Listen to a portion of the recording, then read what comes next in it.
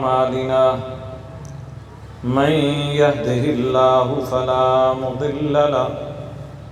ومن يضلله فلا هادي له ونشهد أن لا إله إلا الله وحده لا شريك له ونشهد أن سيدنا ومولانا محمدا عبده ورسوله أما بعد فأعوذ بالله من الشيطان الرجيم بسم الله الرحمن الرحيم يا أيها الذين آمنوا اتقوا الله وابتغوا إليه الوسيلة وجاهدوا في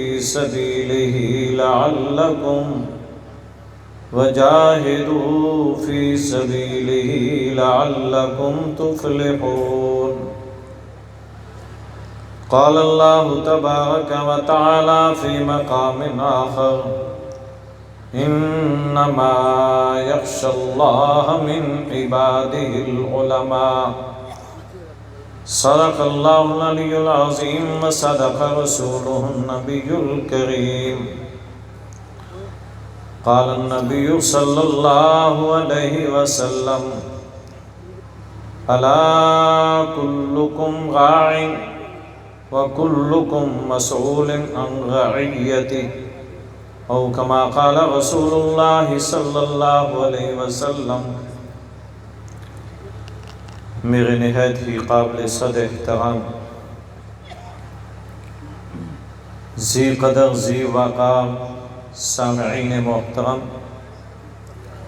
بالخصوص اسٹیج پر انتہائی عزت و عظمت کے حامل علماء کرام، مشائخ، بالخصوص ہم سب کے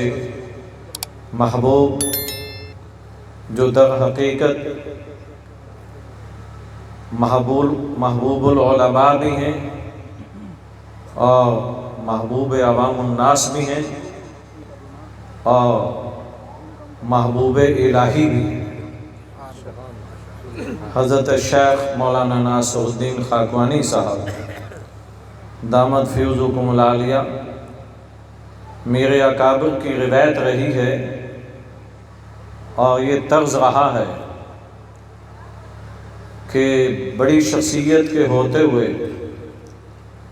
جو کسی بھی فن اور میدان کے ایک سورج کی مانند ہوں تو وہاں کسی اور چاند اور ستارے کا اس نسبت سے ذکر کرنے کی ضرورت نہیں ہوتی. لہذا اس اسٹیج پر میرے نزدیک شیخ طریقت اور اسی طرح پیر طریقت رہبر شریعت حضرت خاکوانی صاحب کے ہوتے ہوئے کم از کم میرے جیسا آدمی اپنے لیے اسٹیج پر ایسے الفاظ کو انتہائی ناپسند کرتا ہے،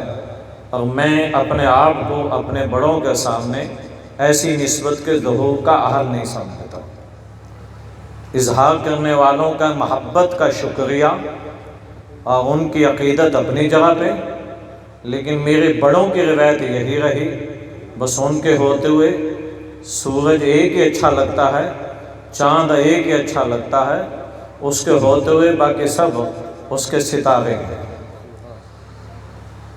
میں مجلس کے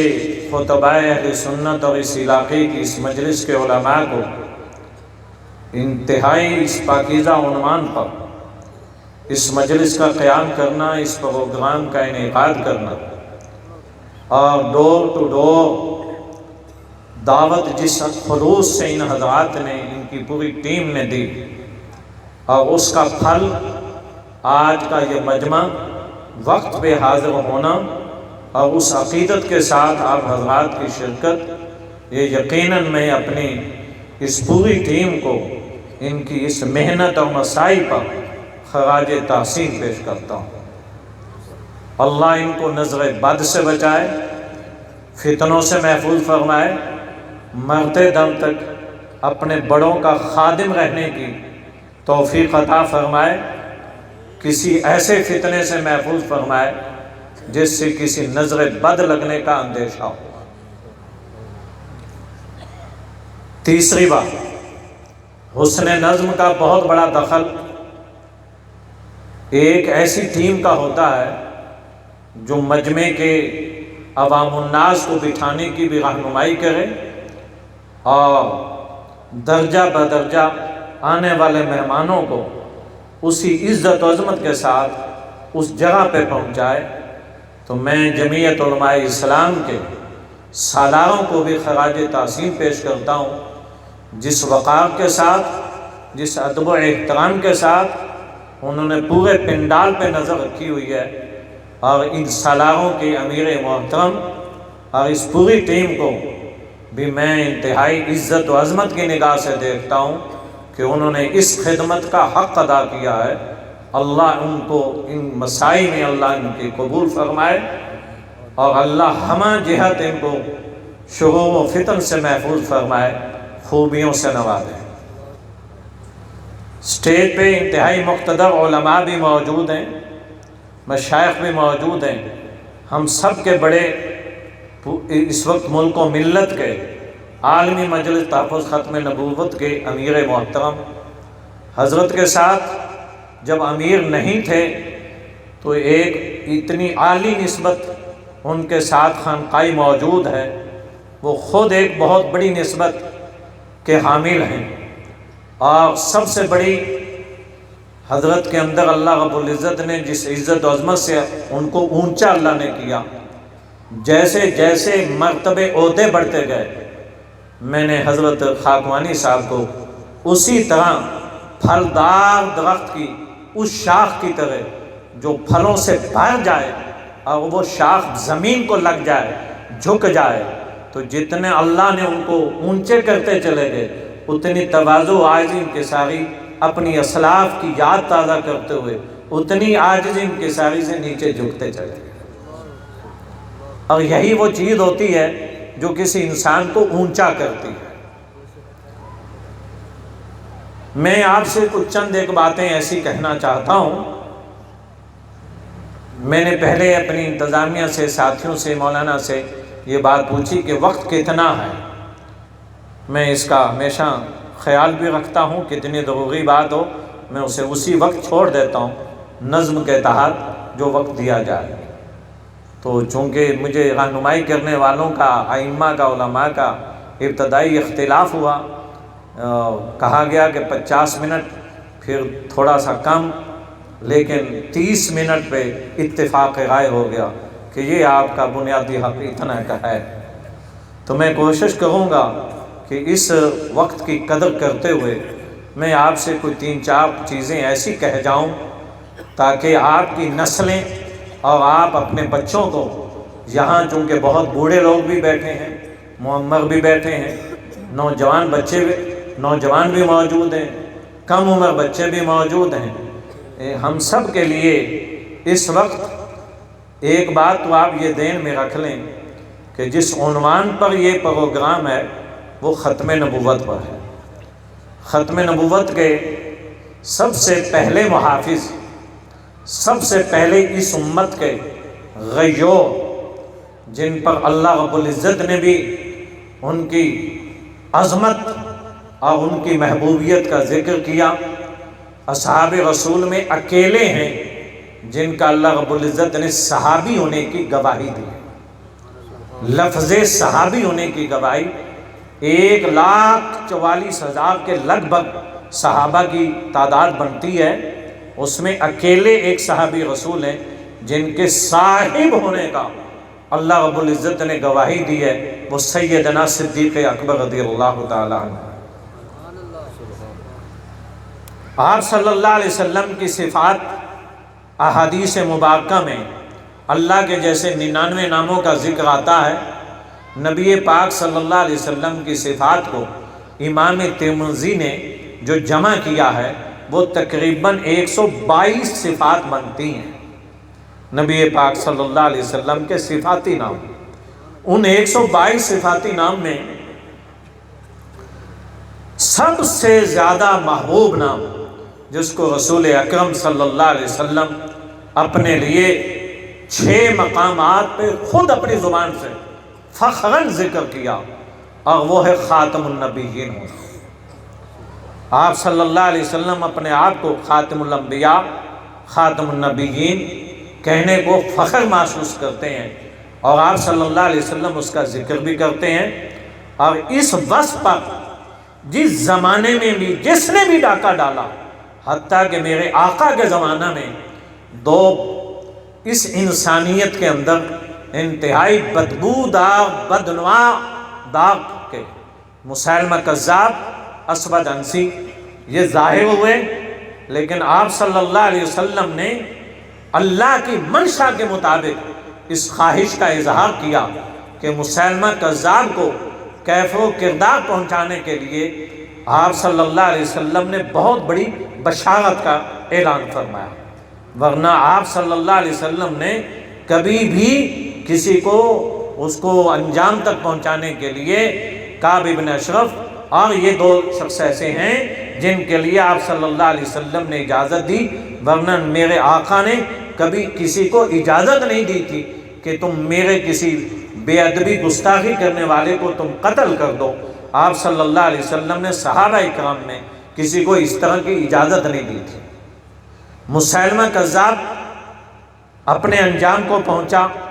لیکن مسیلمہ کذاب کے لیے جس لشکر کی تیاری کرنے کے لیے آپ صلی اللہ علیہ وسلم نے جس قسم کی ہستی کو چنا، اور آپ صلی اللہ علیہ وسلم کی ختم نبوت کے عقیدے کے معاملے میں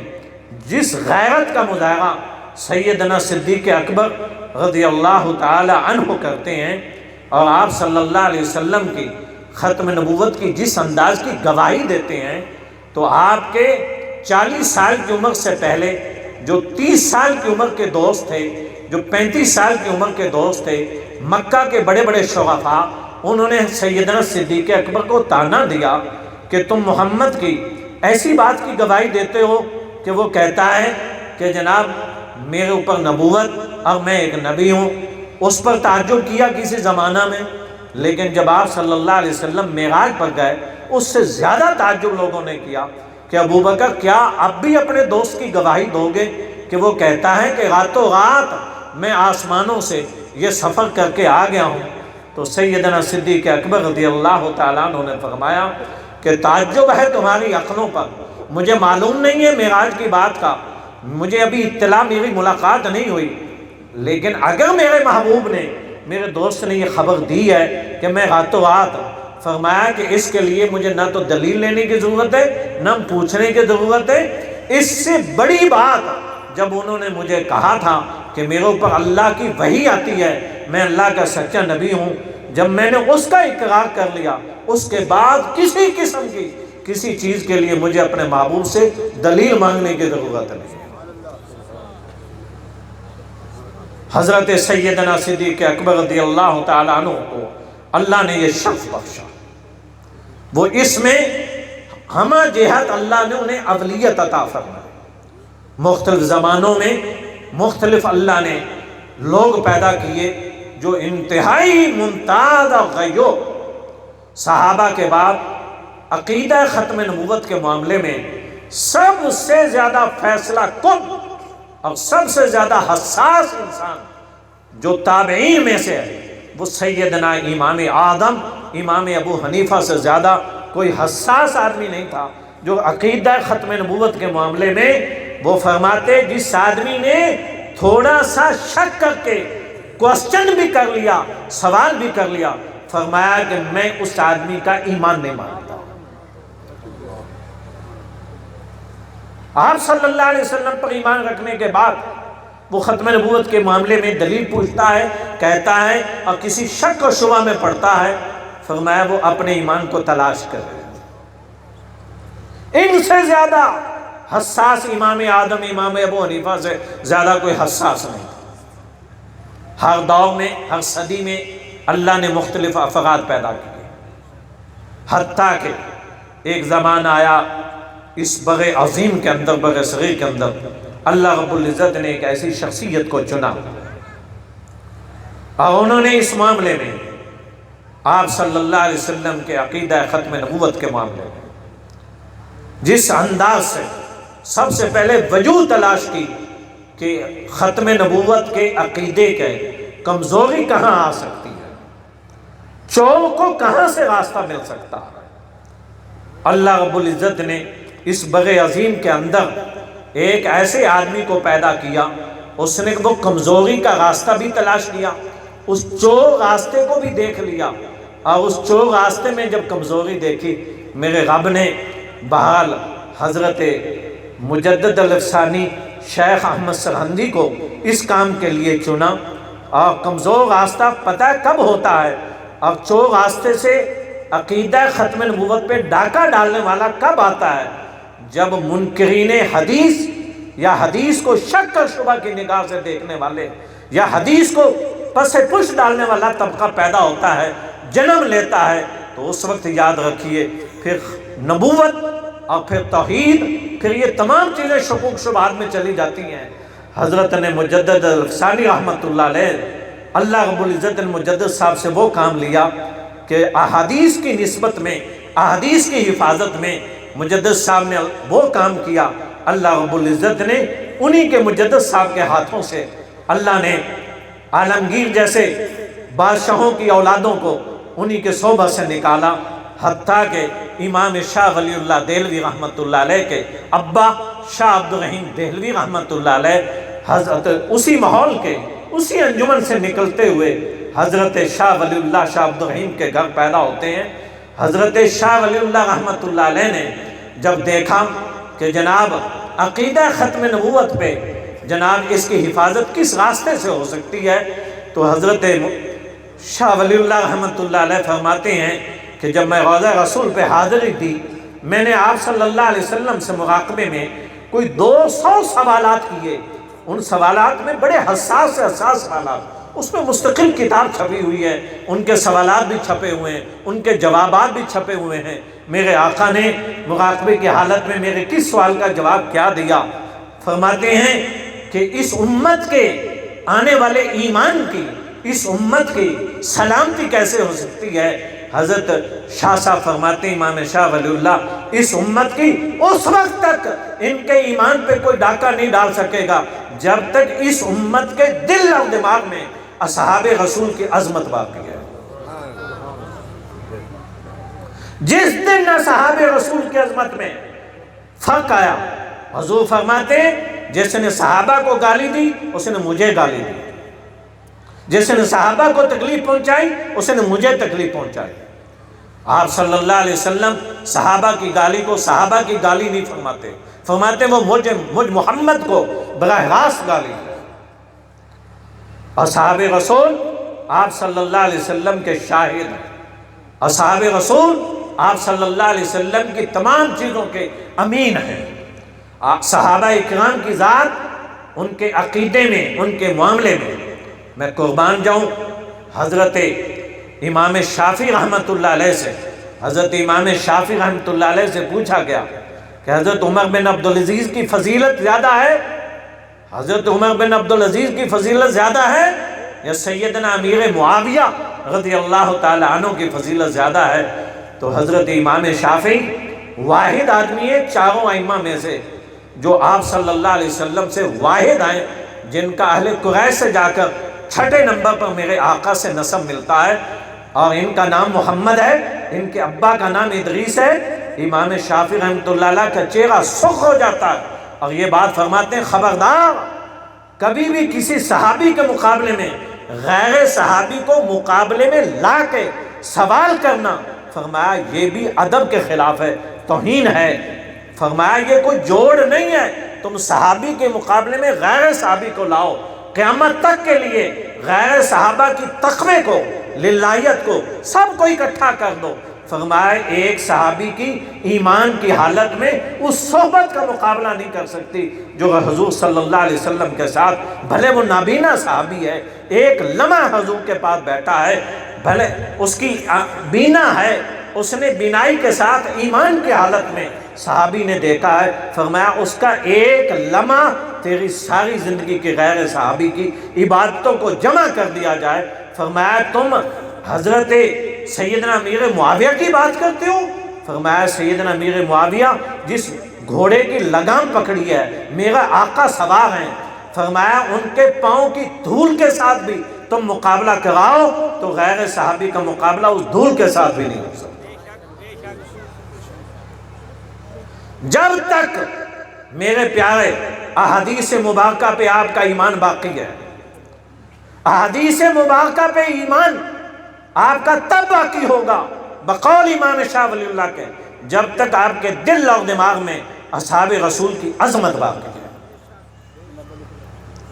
حضرت سیدنا امام اعظم امام ابو حنیفہ رحمۃ اللہ علیہ مسلم عقیدہ پیش کرتے ہیں، فرمایا کہ تم راویوں پہ جو جی چاہے بحث کرو، کون راوی کہاں پیدا ہوا، کتنا پڑھا، کیا اس کی تعلیم تھی، کیا اس کا ثبوت تھا۔ فرمایا کہ مختلف زمانے کے راوی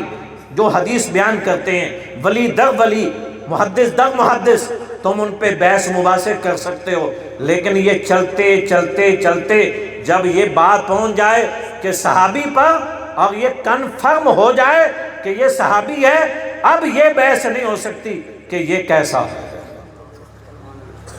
اب سٹاپ ہو گیا۔ اب اس پر سٹاپ کیوں کہ صحابی پر ہمیشہ کے لیے غیر صحابی کو نہ جج بننے کی اجازت ہے، صحابہ کے اختلاف میں غیر صحابی کو جج بننے کی اجازت نہیں ہے۔ ان کی مشاجرات صحابہ میں کسی زمانے کے مولوی کو، کسی مورخ کو، کسی تاریخ دان کو اس کے درمیان میں فیصلہ کرنے کی اجازت نہیں ہے۔ وجہ یہ ہے کہ صحابہ کا امتحان لینے والا خود خدا ہے اور ان کا رزلٹ سنانے والا خود خدا ہے، اور ان کو ہمیشہ کے لیے پاک قرار دینے والا، الصادق الامین قرار دینے والا میرا رب ہے، اور ان کی فلاح کی گواہی دینے والا رب ہے۔ اب قیامت تک کے لیے کسی غیر صحابی کو صحابی ماننے کے بعد اس کی ذات پہ بحث کرنے کی اجازت نہیں۔ عقیدہ ختم نبوت، سب سے پہلے مختلف زمانہ میں لوگ دجال پیدا ہوئے، مختلف زمانہ میں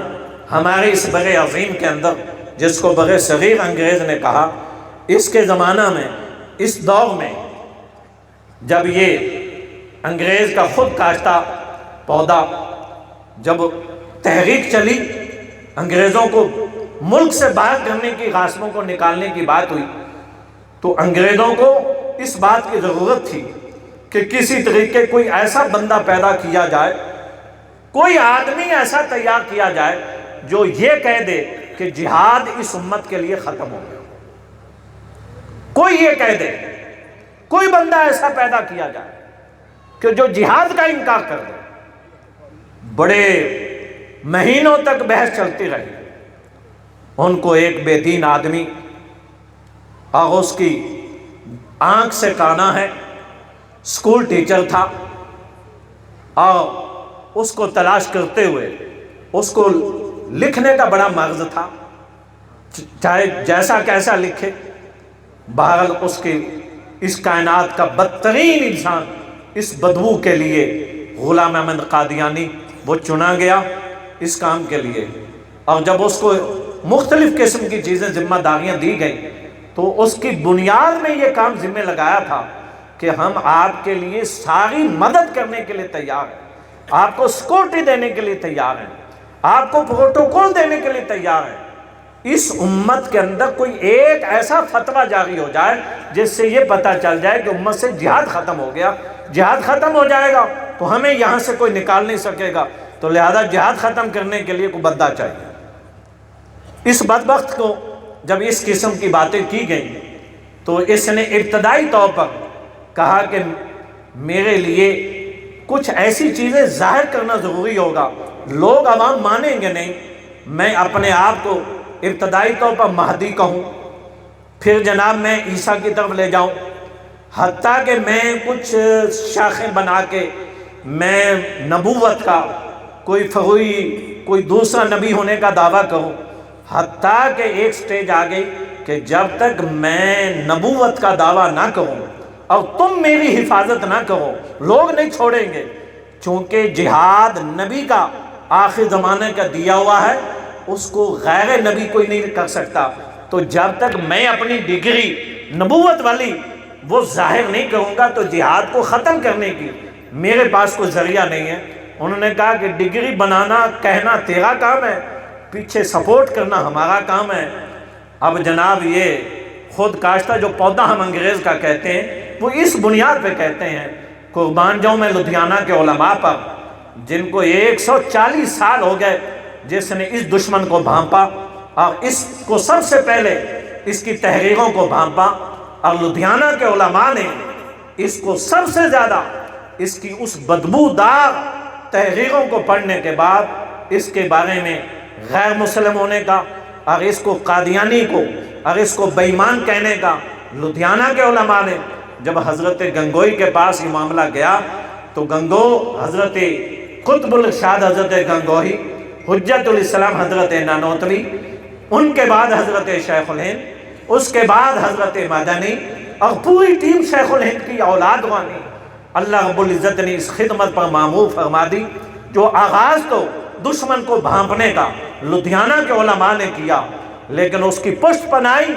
سید الطائفہ حضرت حاجی امداد اللہ مہاجر مکی رحمت اللہ علیہ کی اولاد نے اس کو سنبھالا، اور سنبھالنے کے بعد یہ سلسلہ چلتے ہوئے جب ملک تقسیم ہوا تو ملک تقسیم کرتے وقت انہوں نے ملک تقسیم کرتے وقت اس چیز کو انگریز نے لحاظ کیا کہ جتنے بھی ہندوستان میں بڑے بڑی جماعتیں تنظیمیں پائی جاتی ہیں ان کا مرکز تو ہندوستان میں رہے اور ان کی نچلی جو شاخیں ہیں وہ ساری کی ساری پاکستان میں ڈال دو۔ اب جناب چاہے دیوبندیوں کا مرکز ہو، چاہے بریلوی مکتب فکر کا مکتب ہو، چاہے اہل حدیثوں کا ہو، چاہے اہل تشیع کا لکھنؤ ہو، اور چاہے قادیانیوں کا بے ایمانوں کا ان کا مرکز قادیان ہو، انہوں نے سب کے مرکز رکھے ادھر اور سب کو نچلوں کو بھیج دیا ادھر، اور جناب یہ آپس میں اس تقسیم کے بعد اب یہ مرکز کو تڑپتے رہیں اور جناب یہ ایک لمبا سلسلہ چلے۔ لیکن قادیانیوں کو ایک سہولت یہ دی، کہا کہ تم جا کے قادیان کو بھول جاؤ، تم جا کے اس کو اصل حیثیت قرار دے سکتے ہو، تمہیں زمینیں جتنی چاہیے وہ زمینوں کے لیے ہم آپ کی مدد کر دیں گے۔ اور ان کے لیے 22 مقامات پر وزیر خارجہ ظفر اللہ کے ذمے لگا کہ قادیانیوں کو کہاں کہاں زمین دینی ہے اور مرکز بنانے ہیں۔ لیکن میں قربان جاؤں ان علماء دیوبند پر، ان اکابرین پر جنہوں نے اپنے پوری کی پوری محنت پر مکتب فکر کا کوئی آدمی نہیں چھوڑا کہ جس کو اپنے ساتھ ختم نبوت کے معاملے میں عزت کے ساتھ اپنے ساتھ نہ بٹھایا ہو، شامل نہ کیا ہو، ایک پلیٹ فارم پہ جمع نہ کیا ہو۔ آج کے دن تک عالمی مجلس تحفظ ختم نبوت اپنے اس اعزاز کو جو حضرت گنگوئی سے لے کر آج تک جس اعزاز کو لیا تھا کہ سب کو دامن میں پرونا ہے، سب کو لے کے چلنا ہے، سب کو لے کے چل کر اور دشمن کو ثابت کرنا ہے کہ خاتم النبیین کے معاملے میں کوئی سودا بازی نہیں کر سکتی، کوئی تفریق نہیں، اس معاملے میں کوئی چیز ایسی نہیں چلے گی۔ اور اس کا کرتے ہوئے مقابلہ کرتے ہوئے آج ضرورت اس بات کی ہے، اللہ رب العزت نے اس ملک کے اندر ہمیں ملک ایسا دیا، 3 آدمی تھے، 3 آدمی جو اس کی بنیاد کے تھے، جناب قائد اعظم محمد علی جناح، حضرت شیخ الاسلام مولانا شبیر احمد عثمانی اور جناب لیاقت علی خان۔ دشمن نے تینوں کو نظر میں رکھا۔ میں اس تفصیل میں نہیں جانا چاہتا کہ کس کی شہادت کس طرح ہوئی، کس کی طبی موت کیسے ہوئی، وہ مقام یہ نہیں ہے، میں اس کو زیر بحث نہیں لانا چاہتا،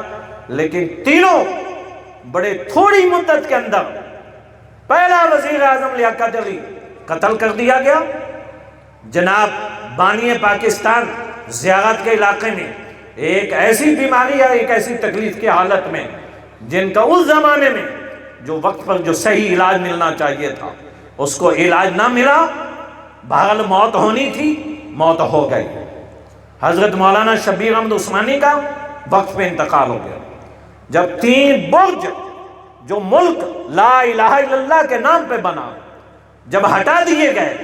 اب اس کے بعد ملک کو 24 سال تک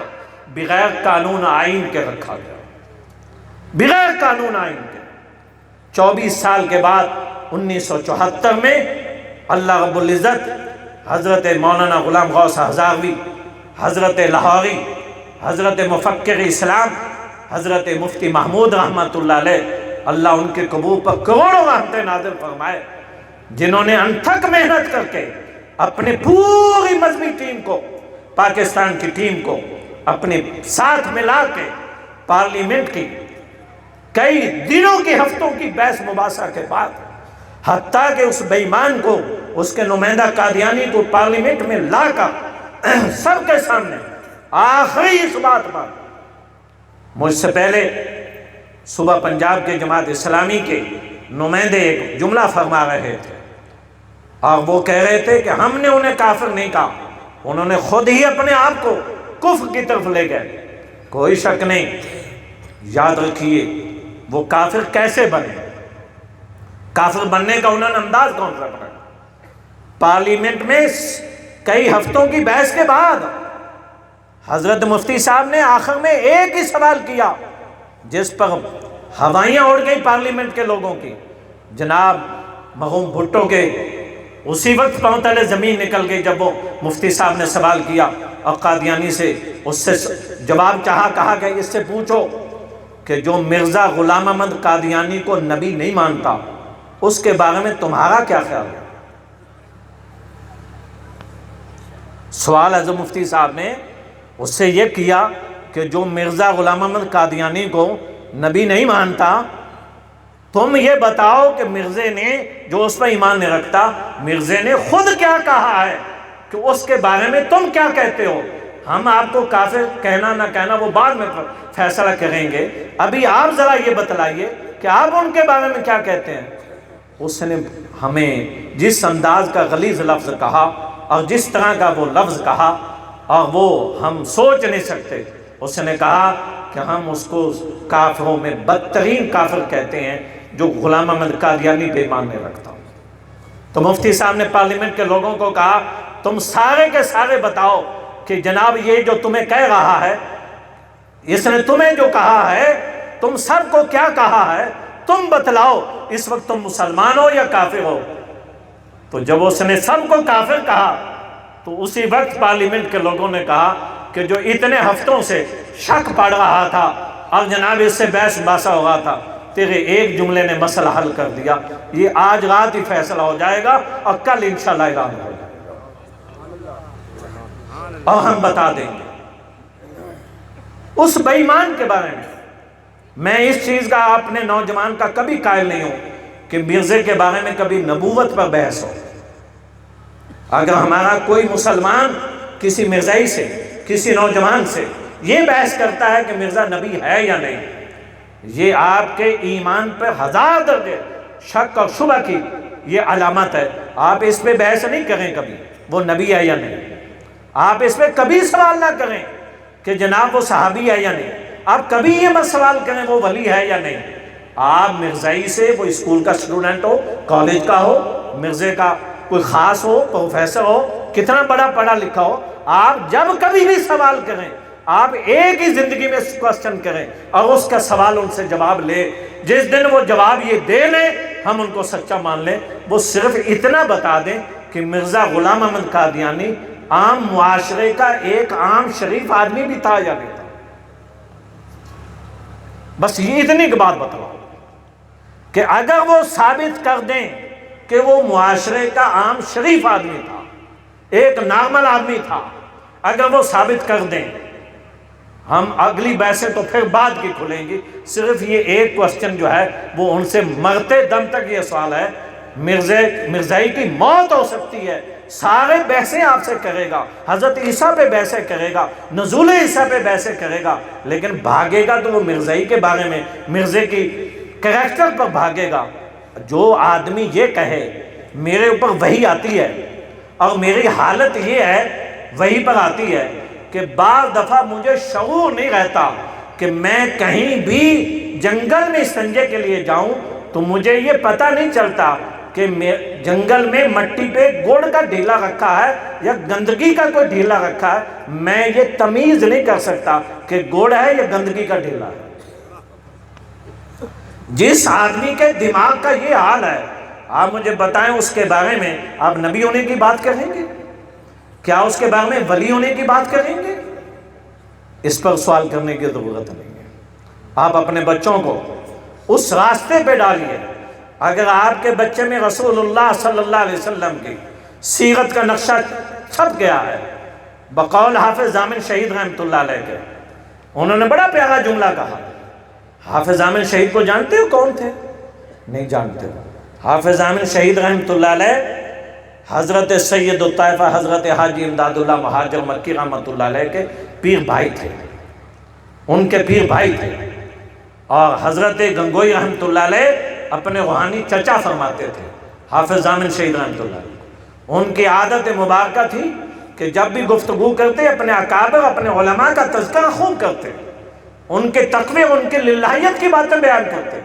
لوگ کہتے ہیں آپ کس سے کہانیاں بہت بیان کرتے ہیں، فرمایا کیا کروں کہ اگر آپ نے اپنے بچوں اپنے جوانوں کے نگاہوں میں ان کے دماغوں میں سچے لوگوں کا کردار، سچے لوگوں کی صورت اور سیرت ان نوجوانوں کے اندر اگر آپ نے سجا دی، بچپن میں دکھا دی، تو پھر یاد رکھنا بڑھاپے تک کبھی جھوٹا ان کی نگاہوں میں کبھی نہیں سجے گا۔ جن کی نگاہوں میں بچپن سے سچے چہرے سجا دیے، پھر بچپن تک بڑھاپے تک اب دنیا کی کوئی طاقت نہیں ہے۔ اگر اپنی نگاہوں میں اپنے نبی کے